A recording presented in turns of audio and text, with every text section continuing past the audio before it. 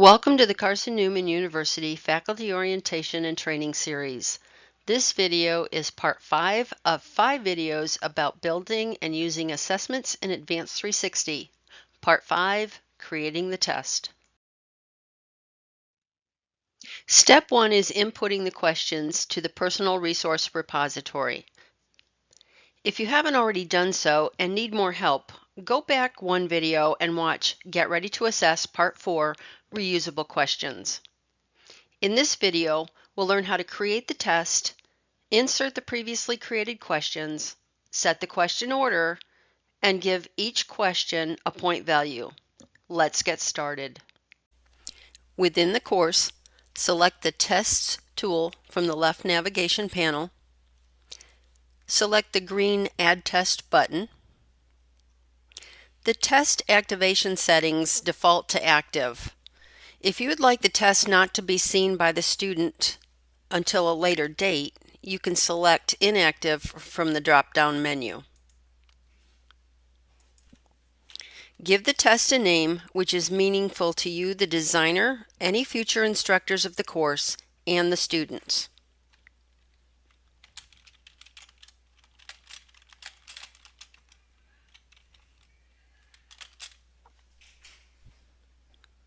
The instructions will be viewed by the student once the test begins.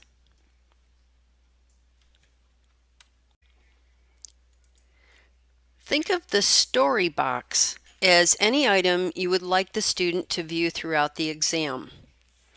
In this case, I'm going to insert a recipe. You can insert an image, however, the image will be very small.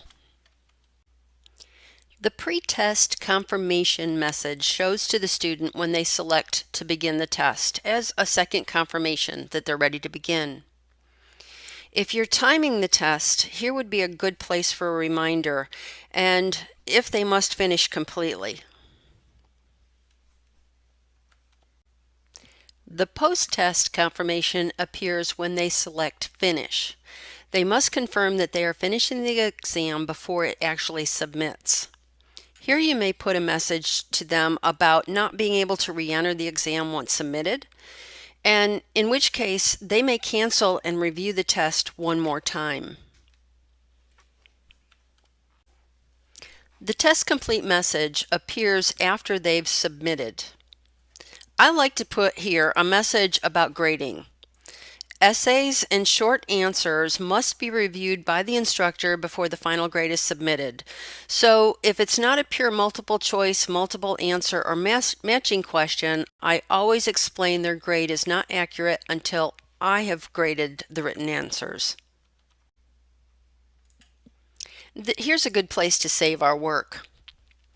And next up are any restrictions that we want to place on the exam. First offer is a password protection.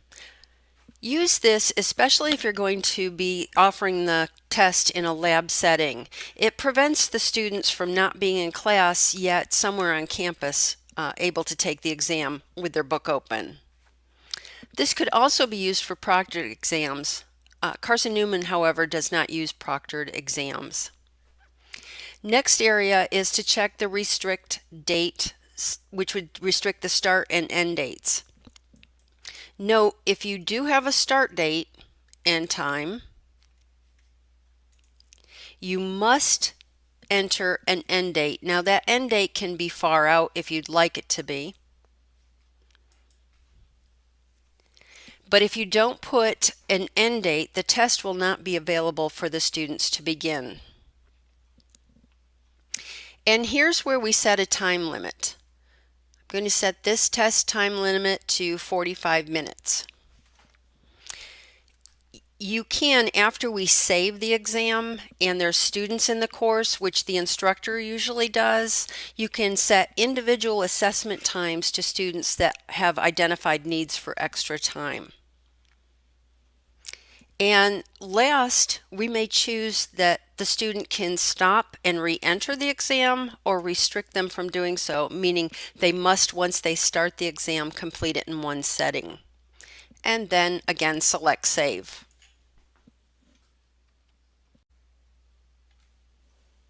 The options settings allow you to customize the view and how Advanced 360 should deal with allowing the students to have multiple opportunities to take the exam.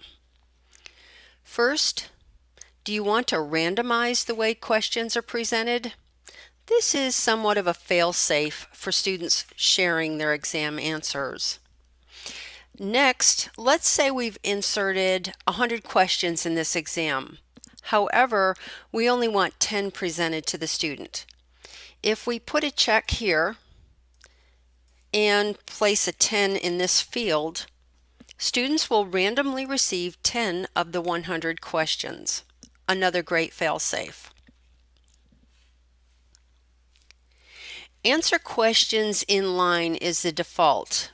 This means that questions are not popped up and often prevented by pop-up blockers on the student's system, or are they presented a full page at a time. Here you might want to select whether the questions are numbered or not. This really does help the student. Let's say if there are 15 questions and they can see that they're on question number 10. It also helps a lot if you, especially if you're using this particular setting. And again, if we have 15 questions, but we only put 10 questions to a page, that means when the student gets to the bottom of the page, they must manually select go on to the next page. So it's good to let them know that they have 5 more questions to go. The last two options are the settings for allowing the student to complete the exam multiple times. If we do allow this, we must fill in both fields. So I'm going to select this, and how many times are we going to allow the student to retake the test, and what grade should they get before it allows them to stop them from retaking any more. So here I'm going to put in that they may take the exam 4 times or until they reach a grade of 100. Now let's say that the student reaches 100 on the first time. It stops them right there and it will not allow the other 3 attempts. But let's say the student takes all 4, getting a 50, a 70, an 85, and an 80 respectively on the 4 attempts. We then also want to set the option of whether to select the most recent score, take the highest test score, or average the test scores. So if we want to take the most recent, they get an 80. If we want to take their best, they'll have an 85. But if we average all 4 scores together, the student receives a 71. I always save after each section. The last 2 sections, however, are very short, so we'll look at them both. Review settings and sorting. The review settings options are the selections for allowing the students to see their exam after it's been submitted. Now, you may not want them to review their test at all. You may want them to review the test only after completion. Now, this one is a little tricky. Let me explain it. It sounds obvious after completion, but if you've allowed them to start the exam, save and pause, and then come back in, do you want them to be able to review it previously to their final submission or only after they've completed it? Do you want to give the students immediate feedback as they answer the questions, which is great if these are practice examinations? And also note that those questions must be in pop-up format. And last, do you want the students only to see and review their quiz or test once all the students have taken the exam? In the sorting section, this is really meant for if you're not putting the test within a lesson module, but allowing the students to access the test through the tests tool on the left navigation panel. In which case, the sort order tells the students this is the first test, this is the second test, the third test, and so on, however you would like them listed.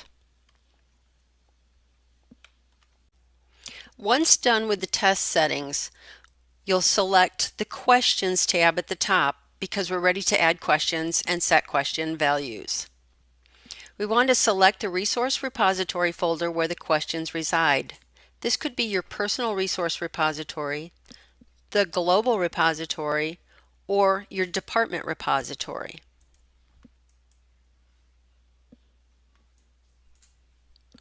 Once the folder is selected, you then select Enter the question type.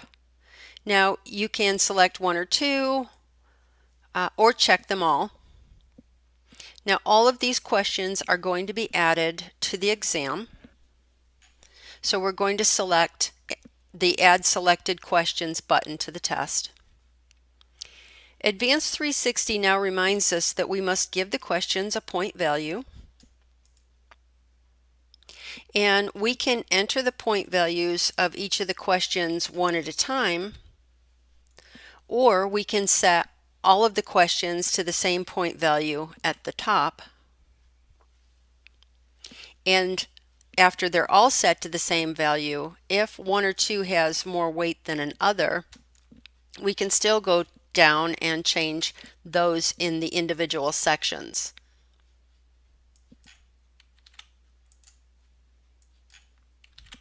And when we're done and satisfied with our point values, we add the selected questions to the test again.